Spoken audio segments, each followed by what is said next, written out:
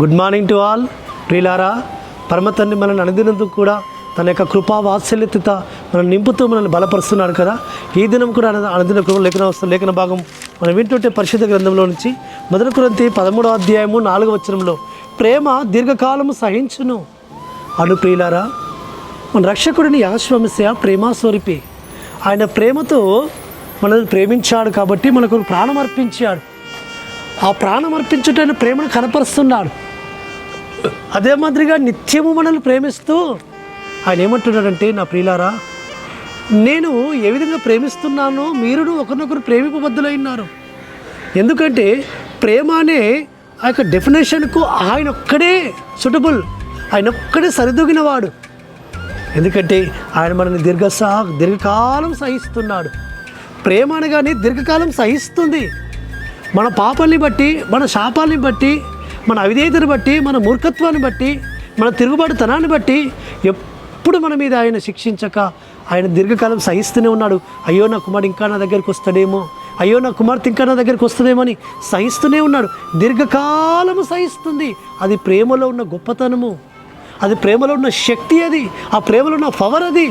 కాబట్టి ఆయన ప్రేమాస్వరూపుడిగా ఇంకా మనల్ని క్షమిస్తూనే ఉన్నాడు. ఎందుకంటే ప్రేమ సహించును, దీర్ఘకాలం సహించును.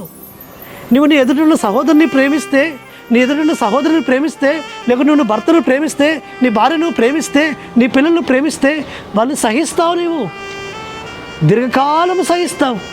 అయ్యో ఇంకెంతకాలం సహించాలి అనుకుంటుంటున్నావేమో, ఇంకెంతకాలం నేను వీరిని ఓర్చుకోవాలి, ఎంతకాలం వీరిని భరించాలనుకుంటున్నాము. దీర్ఘకాలం అని రాయబడింది. అదే ప్రేమ. ప్రేమ దీర్ఘకాలము సహించును. ప్రేమ కోపపడదు, అమర్యాదగా నడవదు, స్వప్రయోజనం విచారించుకున్నదు. మరి ప్రియులారా, ఆ 1 కొరింథీ 13వ అధ్యాయం అంతా కూడా ప్రేమ గురించి మాట్లాడుతుంది. ప్రేమ లేని వాడనైతే నేను వ్యర్థుడను. ఎంతో విశ్వాసం కలిగిన వ్యక్తి అయినప్పటికీ, ఎంతో ప్రార్థనపరుడు అయినప్పటికీ, ఎంతో ఆ పరమతండ్రి దృష్టిలో గొప్ప సేవకురాలు అయినప్పటికీ, గొప్ప విశ్వాసి అయినప్పటికీ, విశ్వాసులు అయినప్పటికీ నీలో ప్రేమ లేకపోతే నీవు వ్యర్థుడవే అని లేఖనం సెలవిస్తుంది, వాక్యం సెలవిస్తుంది. ఆయన సెలవిస్తూ వస్తుంటున్నాడు. ప్రియులారా, అందుకే ఆయన ఏమంటూ వస్తుంటున్నాడంటే, ప్రేమ దీర్ఘకాలము సహించును. ఆ ప్రేమాస్వరూపిణి యాశ్వమస్యను కలిగిన వాడవై, ధరించుకున్న వాడవై నువ్వు సహిస్తూనే ఉంటావు. నీ సహోదరుని తప్పిదాలను క్షమిస్తూనే ఉంటావు. అదే ప్రేమ.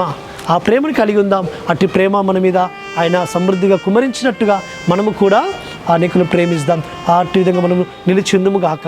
ప్రార్థన చేసుకుందాం. పరలోకందున మా తండ్రి సర్వోన్నతుడ, ప్రేమ దీర్ఘకాలం సహించునున్నాం. అట్టి విధంగా మేము ప్రేమించే వరకు సాయం చేయమని ప్రార్థిస్తూ యెహోవా నామమున స్తుతించి ప్రార్థించి వేడుకుంటున్నాము తండ్రి. ఆమేన్. సర్వోన్నతుడు సర్వాధికారిని యెహోవా కృపా కనికరము నిరంతరం తోడుగా ఉండి ఆయన మనం బలపరచును గాక. ఆమేన్.